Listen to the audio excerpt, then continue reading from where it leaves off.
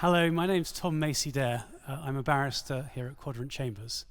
I specialise in commercial law and I have particular experience in applying for interim remedies. My QBiT talk is called What is the Chabra Jurisdiction? The Chabra Jurisdiction is an important aspect of the court's power to grant interim remedies in civil proceedings. It takes its name from a Court of Appeal decision from the 1990s, TSB and Chabra, which is one of the first cases where the power was recognised and exercised by the courts. What exactly is the Chabra jurisdiction? It's the power to grant an interim remedy against a person known as the non-cause of action defendant, against whom the person applying for the remedy has no substantive cause of action. Let me give you an example that will make it clear. In fact, what I'm going to do is start off with an example that doesn't involve the Chabra jurisdiction. Then I'll change it slightly and hopefully things will become clear. So suppose we've got two people and we'll call them for convenience Miss Creditor and Miss Debtor. And Miss Creditor and Miss Debtor are parties to a contract with each other, and under the contract Miss Debtor owes a lot of money to Miss Creditor. Miss Creditor may want to bring legal proceedings to enforce that debt, and she knows that Miss Debtor has plenty of assets, but she's worried that Miss Debtor will get wind of the legal proceedings and then dissipate those assets in an attempt to make herself judgment proof, a familiar pattern for anyone that's involved in civil litigation. Now, to protect herself from the risk of dissipation, Miss Creditor, who's the claimant, can apply to the court for a freezing injunction against Miss Debtor.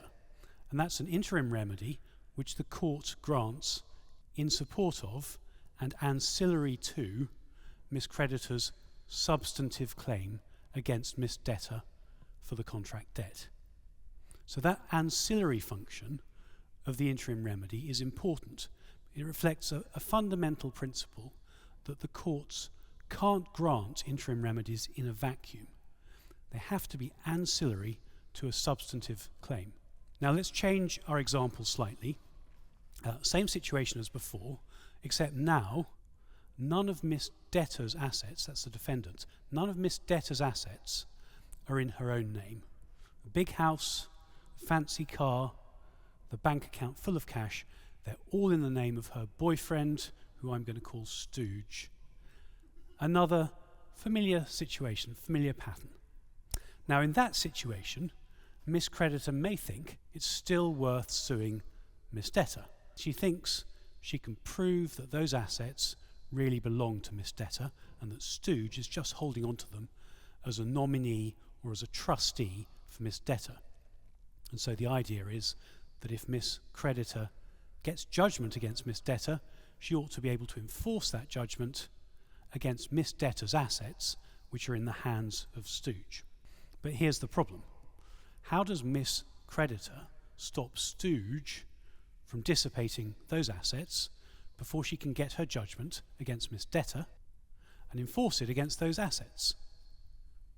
She may get a freezing injunction against Miss Debtor, but that probably won't be much good against Stooge. Can she get a freezing injunction directly against Stooge to freeze Miss Debtor's assets in Stooge's hands? And the answer is yes, under the court's Chabra jurisdiction. Even though Miss Creditor has no substantive claim against Stooge, she can get a freezing injunction against Stooge in support of and ancillary to her substantive claim against Miss Debtor. And for that reason, the basic rule I mentioned earlier, which is that interim remedies can't exist in a vacuum, isn't violated.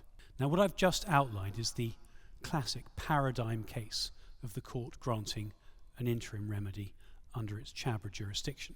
And in that example, the interim remedy was a freezing injunction.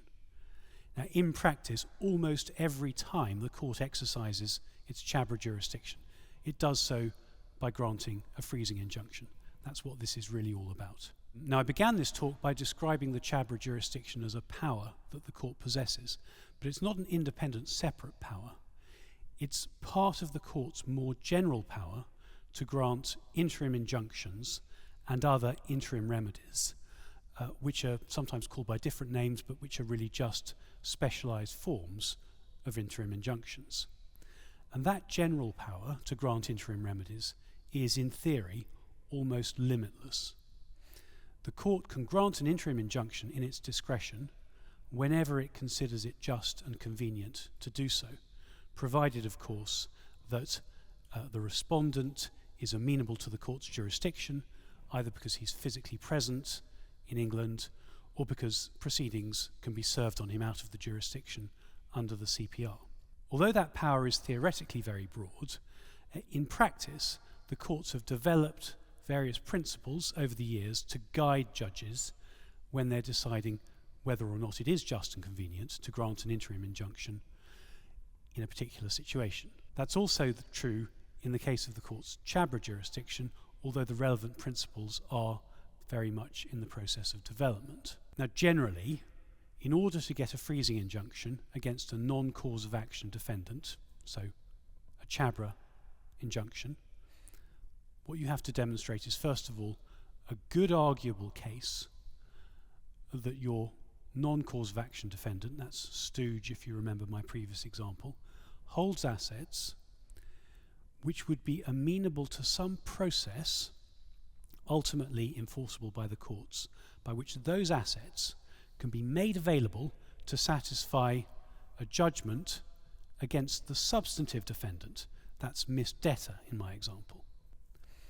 Now, one way you can do that is to show a good arguable case that the assets held in the name of that non-cause of action defendant are in truth the assets of Miss Debtor, and that's the example I started off with earlier.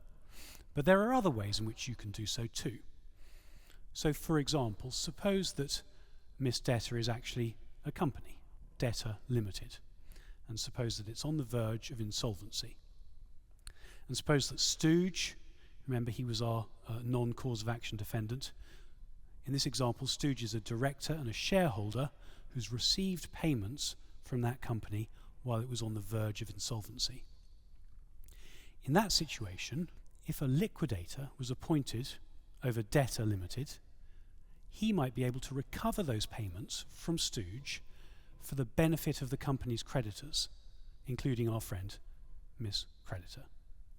So Miss Creditor can apply to the court for a Chabra freezing injunction against Stooge in support of and ancillary to her substantive claim against Debtor Limited, the company, on the basis that Stooge's assets, Stooge the director who's taken the money from the company, those assets are amenable to a process ultimately enforceable in the courts, that's the liquidator's claim, as a result of which those assets may be available to refill debtors' coffers and then in turn be available to satisfy any judgment which Miss Creditor may obtain against the company. In that situation, the court can freeze Stooge's assets under its Chabra jurisdiction, even though Miss Creditor has no substantive claim against Stooge, and even though Stooge's assets are in no sense the property of Debtor Limited, the substantive defendant. What the court is doing in that situation is freezing Stooge's assets to prevent him from making himself judgment-proof against Debtor Limited, the substantive defendant, so that Debtor Limited, in turn, can be put in a position to pay any judgment that Miss Creditor has or obtains against it. And that is the court's Chabra jurisdiction in 10 minutes. Thank you.